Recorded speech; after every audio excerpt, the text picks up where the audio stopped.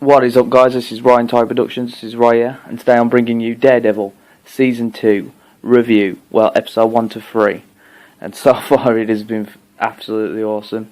Fight scenes have been awesome, everything. So, we kick off. Well, Season 1 was good, and I wish and I hope we'll get Wilson Fisk back this season, but we can only hope.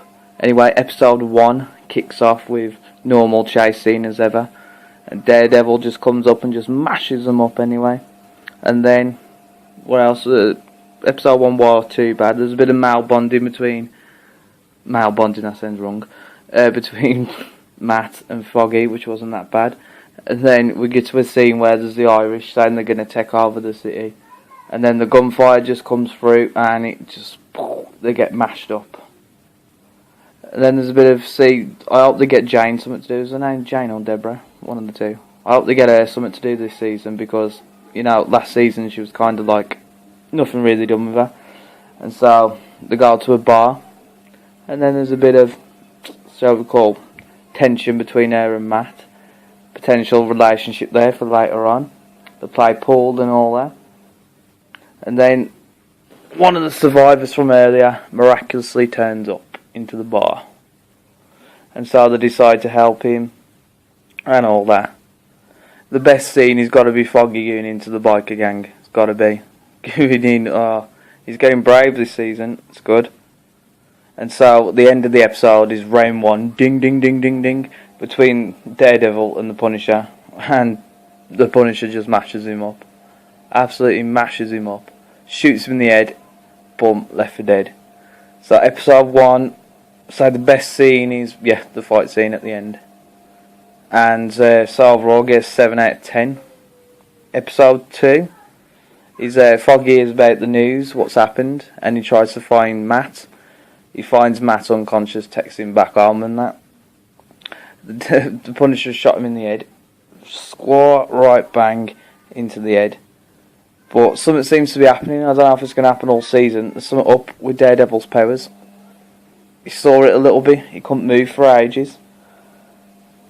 And so, as well, mostly, what I don't get is they come today thinking, where's Matt all the while? You know what I mean? Well, episode 2 was a bit of a filler episode, really. See, Foggy's getting a lot of hero moments this season. When he standing up to the DA's office was one of them. But even they overpowered him. Oh, and the scene with the Punisher going into the, was he? Yeah, what do you call them? Charity shop, we call them here in the UK. Oh, it's sick. And so, I think with the power thing, it's going to be happening all season. And then he goes and visits Melvin, who, in the comic books, is teased last season to be the Stilt Man, which was one of the most crappiest villains in Daredevil history. And so he says, really, I like this line. Maybe he done it as a warning, which is about true.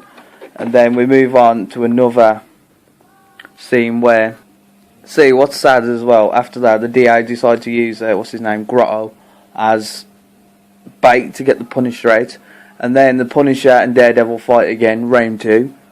And it looks like the Daredevil's got the upper hand, the Daredevil. It's a bit weird when you say that, Daredevil. And now, Punisher wins again. Episode 3 was probably the best so far. It's round 3 in the fight. Well, it's more of a psychological fight this time. And also in the episode, you have episode 3. You have Foggy going to visit Night Nurse, and she mentions Luke Cage. That's an Easter egg for that. I like the whole scene where they're exchanging vows and all that. Exchanging vows? Exchanging sentiments and all that. And I like the bit where he says, "You knock them down and they get back up. I'll knock them down and stay down." It's absolutely sick. But I think Daredevil kind of got through to him, but I think they see each other in each other. See, it's kind of like the Punisher and Daredevil on the small screen this year, so it ain't too bad. And the whole end scene, the whole episode was just wicked of episode 3. And as well, the whole fight scene at the end reminded me of the raid, where he's going through, battering all the different people. But still, this is like the first review I've kind of done. But hopefully I want to do 4 to 7 for the next one, for the review. And anyway, if you want to check that out,